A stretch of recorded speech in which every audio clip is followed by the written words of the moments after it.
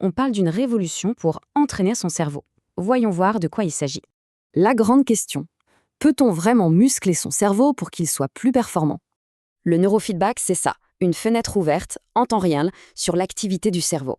C'est un entraînement en fait, une façon douce d'aider le système nerveux à trouver son équilibre. Ok, mais il faut savoir qu'il y a deux approches.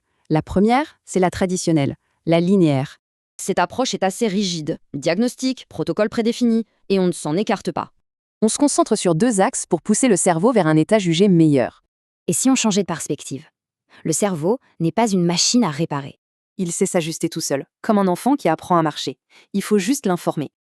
Pour bien comprendre, prenons une image, celle de l'orchestre. Et parfois, il y a un instrument qui joue trop fort ou qui sonne juste faux. L'objectif? Pas de le faire taire, juste de lui faire réentendre l'harmonie générale. Eh bien voilà, c'est ça, la philosophie du neurofeedback dynamique, l'approche de neuro-optimale. Bon, mettons-les face à face. La différence est vraiment dans la philosophie de départ.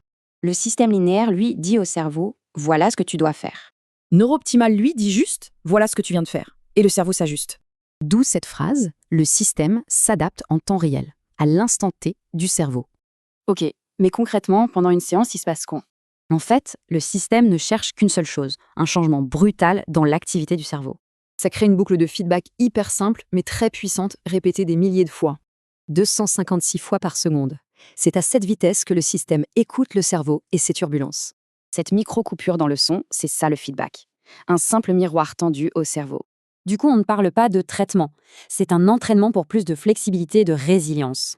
Et pour finir, une question. Si la clé de la performance, c'était juste d'être présent,